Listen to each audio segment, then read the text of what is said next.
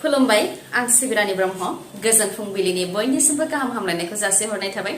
नोंथांमोननि थाखाय आं माखासे खौरां लानानै फैबावबाय अन्नानै भिडिअखौ जोबजासिम नायलांदो फरायसालियाव 1 घन्टा सान्दुङाव प्रेयार खालामनानै गोग्लैनायनि जाहोनाव सासे फरायसुलिया थैनो गोनां जादों बे जाथाया गुवाहाटीनि निकोल्स हायार सेकेन्डारि फरायसालियाव जादों फरायसुलिनि मुङा स्निग्धा सिका दास 10 बोसोर बैसोनि थाखो 4आव फरायनाय फरायसुलि बिफानि मुङा सहदेब दास फोरमायथिनाय बायदिब्ला स्निग्धा सिका दासनाव खर' सानाय खर' गिदिंनाय आरो गोबानाय जादोंमोन जायनि थाखाय मारवारि मेटारनिटी देहा फाहामसालियाव थिसननायबो जादोंमोन उनाव रोदानि जेंना दं होननानै GMCH देहा फाहामसालियाव थिसननाय जादोंमोन जेराव फरायसुलिनि थासारिखौ गाज्रि होननानै भेन्टिलेटराव दोननाय जादोंमोन आरो नायनायनि गेजेरजों खर'आव थै जमा थानायखौ मिथिनो मोन्दोंमोन आरो बबेयावबा गोग्लैनायनि थाखायनो बे जाथाया जानो मोन्दों होननानै देहा फाहामसालिनिफ्राय फोरमायथिदोंमोन बेनि उनाव गोग्लैनाय जाथायनि सायाव मिथिनो थाखाय फरायसुलिनि बिफाया फरायसालियाव थांनानै खौरां लाहैदोंमोन नाथाय गोग्लैनाय जाथायखौ फोलादोंमोन फरायसालिनि स्टाफफोरा नाथाय फरायसुलिनि लोगोफोरनाव सोंनायनिफ्राय मिथिनो मोन्दों फरायसुलि स्निग्धा सिका दासआ फरायसालियावनो गोग्लैदोंमोन जायजों खुगा आरो गन्थंनिफ्रायबो थै गदोंमोन होननानै फोरमायथिबावनाय बायदिब्ला फरायसालियाव 1 घन्टा सान्दुङाव आरज गाबनाय हाबाफारि लानायावनो फरायसुलिया गोग्लैदोंमोन आरो खर'आ बबेबा गोरा बुस्थुआव नांदोंमोन जायनि थाखाय बे जाथाया जानो मोन्दों आरो फरायसुलिया बेजोंनो जिउ खोमानो गोनां जादों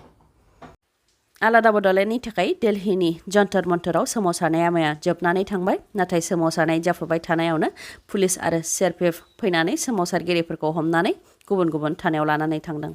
आलादा बड'लेण्डनि थाखाय सोमावसारनायाव बनसु बड'लेण्ड जनजाति सुरक्षा मन्च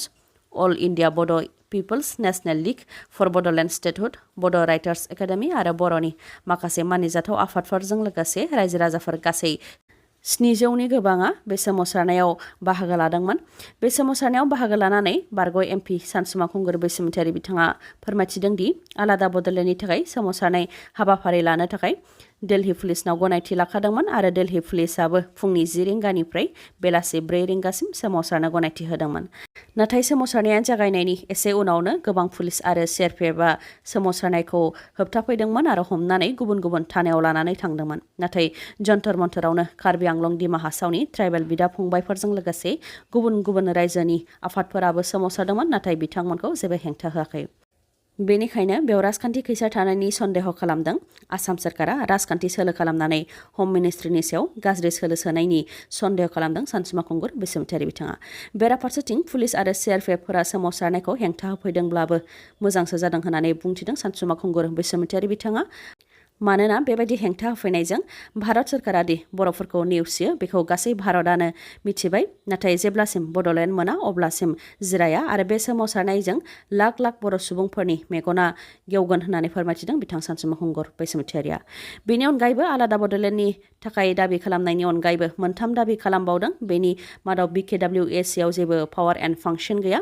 जेबो रांखावरि गैया लेजिस्लेटिभ पावार मोनाखै बेनिखायनो भारत संबिजितनि 6 शिड्युल प्रभिजननि सिङाव लाबोनानै BKWAC खौ आपग्रेड खालामनायनि दाबि दैखांदों लोगोसे 2003 मायथाइनि BTC गोरोबथायाव थानाय कार्बि आंलं एन्ड नर्थ काचार हिल्सनि बर'फोरनो ST हिल्स स्टेटास होनायनि 10 दफा दंमोन बेखौ मावफुंनायनि दाबि दैखांदों आरो इन्डियान आर्मियाव बर' रेजिमेन्ट खुलिनो थाखाय दाबि दैखांदों होननानै फोरमायथिदों सानसुमा खुंगुर बैसोमुथियारि बिथाङा बाक्सानि लक्ष्मी बाजाराव सारन्थाइ गावनायजों मास्नि मोसौनि जिउ खहा बाक्सा जिल्ला सालबारि महकुमानि सिङाव थानाय राङापानि गामियाव जादों बे जाथाया मानास हाग्रामानि साखाथियाव थानाय नबिन बसुमतारीनि मोसौ बाथोनाव जादों हरनि समाव सारन्थाइ गावनायजों मोसौ बाथोननि मास्नि मोसौफोरा थैनानै थादों अखानायै फुंनि समाव नायफैनायावसो थैनानै थानाय मोसौखौ नुनो मोन्दों आरो थैनाय जाथायखौ लानानै मोसौखौ पस्टमर्टेम खालामनायनि उनाव सारन्थाइ गावनायनि थाखायनो थैनायखौ मिथिनो मोन्दों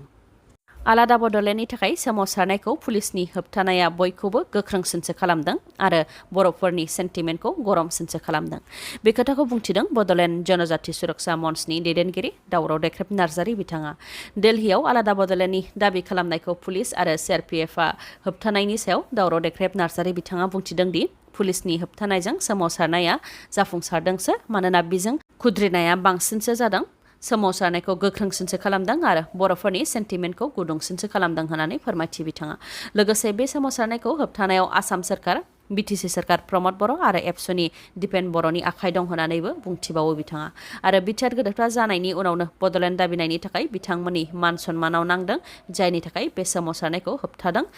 नाथाय बर' रायजो राजानि सिमां आलादा बड'लेण्ड दाबि खालामनायखौ होबथायोबा बिथांमोननिनो खहा जागोन आरो रायजो राजाफोरजों मोजां मोनजानाय नङा होननानै बुंथियो दावराव देख्रेब नार्जारि बिथाङा। दावराव देख्रेब नार्जारिनि अनगायैबो बनसुनि दैदेनगिरि बिथाङाबो सोमावसारनायखौ होबथानायखौ लानानै बुंथिदों दि आसामनिफ्राय आरो बिटिसिनिफ्राय जाय दिल्लीयाव दावबायफैदोंमोन आरो हम मिनिस्ट्रिजों सावरायफैदोंमोन बिथांमोनहानो बे सोमावसारनायखौ पुलिसनि गेजेरजों होबथाहोदों।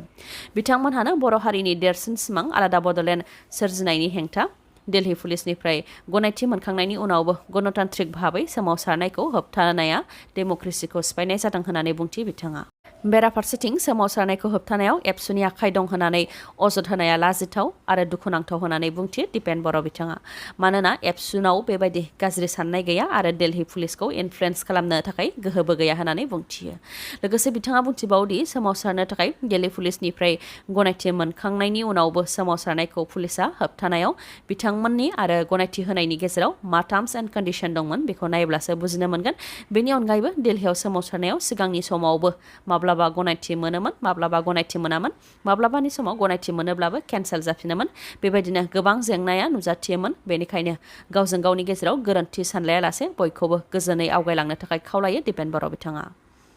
रायखांनो गोनांदि दिल्लीनि जन्तर मन्तराव सोमावसारनायखौ होबथानानै सोमावसारग्राफोरखौ हम एरेस्ट खालामदोंब्लाबो पुलिस थानानि सिङावनो खाम जथा दामनानै बर'नि हारिमु मोसाग्लांनाय दिन्थिदों आरो जै बर' हारिनि स्लगान होनानै पुलिस थानाखौ गोमसारहोदों सोमावसारगिरि बिथांमोनहा। आसामनि तिनसुकियायाव सासे पुलिस अफिसारा गावखौनो गावनानै लादों। तिनसुकिया सदर पुलिस थानायाव एसिस्टेन्ट साब इन्सपेक्टर दिनकान्त सनवाल बिथाङा सार्भिस पिस्तलजोंनो गावनि खर'आव गुलि गावनानै लादों। 50 बोसोर बैसोनि एसिस्टेन्ट साब इन्सपेक्टर दिनकान्त सनवाल बिथाङा तिनसुकियानि पुलिस थानायाव ट्राफिक ब्रान्चआव दंमोन। नाथाय बिथाङा मा जाहोननि थाखाय डिउटियाव थाबाय थानाय समावनो गावखौ गावथारनानै लादों बेनि सोमोन्दै दासिमबो मिथिनो मोननाय जायाखै। सार्भिस पिस्तलजों खर'आव गावखौनो गुलि गावनानै लानायनि उनाव फाहामथायनि थाखाय देहा फाहामसालियाव थिसननाय जादोंमोन, अब्लाबो रैखा खालामनो हानाय जायाखै दिनकान्त सनवाल बिथांखौ। देहा फाहामसालिनि डक्टरा फोरमायथिनाय बायदिब्ला खर'आव गुलि गावनानै लानायनि थाखाय ब्रेनआ डेमेज जाखाबायमोन, जायनि थाखाय साब इन्सपेक्टर दिनकान्त सनवालखौ रैखा खालामनो हायाखै। एनडिबिफोरनि मोन 224 केस बोखारनाय जाबाय होननानै बुंथिनाय जादोंमोन, नाथाय मोन 18 एनडिबिफोरनि केसआल' बोखारजादों। बे खोथाखौ फोरमायथिदों दिपेन बर' बिथाङा। मख'नो गोनांदि बिटिआर गोरोबथानि गासैबो सागानगिरि बिथांमोनहा गिबि खेबनि थाखाय ज' जानानै मैया दिल्लीयाव थांनानै नर्थ इस्ट डिभिजननि मिनिस्ट्रि अफ हम एफेयार्सनि एडिशनेल सेक्रेटारि पियुष गयल आरो एडभाइजार टु नर्थ इस्ट एके मिश्रा बिथांखौ लोगो हमनानै सावरायहैदोंमोन, जेराव मोन 12 पइन्टखौ लानानै सावरायनाय जादों होननानै फोरमायथिदों दिपेन बर' बिथाङा। मोन 12 पइन्टनि मादाव एनडिबिफोरनि जेंना जेरै रन्जन दैमारि बिथांजों लोगोसे एनडिबि केडारफोरनि केस बोखारनाय आरो बिथांमोनखौ जोबथेसालिनिफ्राय उदां खालामनाय, बेनि अनगायैबो अग्निपथ स्किमनि सिङाव बर'नि मोन 9 जायगायाव रिक्रुटमेन्ट रेलि खालामनांगौ आरो बिटिआर गोरोबथानि 3.1 दफानि गेजेरजों गामि थिसननाय, बेफोरनि सायाव सावरायनाय जादों होननानै फोरमायथिदों दिपेन बर' बिथाङा। बेनि अनगायैबो एनडिबिफोरनि 224 केसखौ बोखारनाय जादों होननानै फोरमायथिनाय जादों, नाथाय मोन 18 एनडिबिफोरनि केसखौल' बोखारनाय जादों। डिसि लेभेलाव केसफोरा मुभ जायाखै, बेखौ एक्शन टेकन रिपर्टनिफ्राय मिथिनो मोननाय जादों, जेराव 2000नि गोबां केसखौ बोखारनांगौ दं होननानै फोरमायथिदों दिपेन बर' बिथाङा। आसाम केबिनेटआव माखासे गोनां थांखिफोर लादों। बेनि मादाव आसाम पेन्सन रुल्स 1969खौ एमेन्डमेन्ट खालामनो थाखाय आसाम गभर्नमेन्टआ गनायथि होबाय, जायनि गेजेरजों हाबा जायै फिसाजोफोराबो बिफानि पेन्सनखौ एबा फेमिलि पेन्सनखौ मोननो हासिगोन। सिगांनि समाव बिफानि पेन्सन एबा फेमिलि पेन्सनखौ उन्दै फिसाज्ला देहायारि गेबें नङै गथ'फोरा मोननो हानायनि मोन्थाय दंमोन, नाथाय दा बिथांमोनजोंनो समान मोन्थाय मोनसिगोन हाबा जायै फिसाजोफोर जायफोरा बिफानि सायाव सोनारो। बेनि उनाव दङ आसाम मटर भेहिकल रुल्स 2003, बेखौबो एमेन्डमेन्ट खालामनो थाखाय आसाम गभर्नमेन्टआ गनायथि होबाय। बेनि गेजेरजों माखासे डिजिगनेटेड अफिसारफोरनो गोहो होनाय जादों दि दानिया आयेन बेरेखा खामानि मावनानै हमजानाय गारिफोरखौ बिथांमोनहा अक्सनाव होनो हागोन एबा फाननो हागोन। कमनवेल्थ गेम्सआ मैया जोबनानै थांबाय। भारतआ मेडेल देरहासारनायनि मादाव ब्रैथि फारियाव जायगा आवग्रिनो हादों। गासै 61 मेडेल देरहासारनो हादों। बेनि मादाव 22 सनानि मेडेल, 16 सिलभार मेडेल आरो 23 ब्रन्ज मेडेल। मैयानि सानाव 4 सनानि मेडेल, 1 सिलभार मेडेल आरो 1 ब्रन्ज मेडेल, गासै 6 मेडेल देरहासारनो हादों भारतआ। मैयानि सानाव मेडेल देरहासारनो हानायफोरनि मादाव पिभि सिन्धु बिथाङा आइजोफोरनि सिंगल बेडमिन्टन गेलेनायाव सनानि मेडेल देरहासारनो हादों। लक्ष्य सेन बिथाङा हौवाफोरनि सिंगल बेडमिन्टन गेलेनायाव सनानि मेडेल देरहासारनो हादों। साथियान गगनसिकरन बिथाङा हौवाफोरनि सिंगल टेबल टेनिसआव ब्रन्ज मेडेल देरहासारनो हादों। सात्विक सिराज रेंकिरेड्डी, चिराग शेट्टी बिथांमोनहा मेन्स डाबल बेडमिन्टनाव सनानि मेडेल देरहासारनो हादों साराथ कमाल बिथाङा हौवाफोरनि सिंगल टेबल टेनिसआव सनानि मेडेल देरहासारनो हादों आरो मेन्स हकी टीमा सिलभार मेडेल देरहासारनो हादों जोबनायाव दङ कमनवेल्थ गेम्सआव मेडेल देरहासारनो हानायनि आपडेट अस्ट्रेलियाया गासै 178 मेडेल देरहासारनो हाबाय बेनि मादाव 67 सनानि मेडेल 57 सिलभार मेडेल आरो 54 ब्रन्ज मेडेल बेनि उनाव दङ इंलेन्ड गासै 176 मेडेल देरहासारनो हादों बेनि मादाव 57 सनानि मेडेल 62 सिलभार मेडेल आरो 53 ब्रन्ज मेडेल बेनि उनाव दङ कानाडा गासै 92 मेडेल देरहासारनो हादों बेनि मादाव 26 सनानि मेडेल 32 सिलभार मेडेल आरो 34 ब्रन्ज मेडेल बेनि उनाव दङ भारत गासै 61 मेडेल देरहासारनो हादों बेनि मादाव 22 सनानि मेडेल 16 सिलभार मेडेल आरो 23 ब्रन्ज मेडेल दिनैनि भिडिअआ एसेनोसै गाबोन आरो गोदान भिडिअजों लोगो मोनफिनबावगोन नोंथाङा दासिमबो आंनि चेनेलखौ साबस्क्राइब खालामाखैबा अन्नानै साबस्क्राइब खालामदो लोगोसे लाइक कमेन्ट आरो शेयार खालामनो दाबाव गोजोन्थों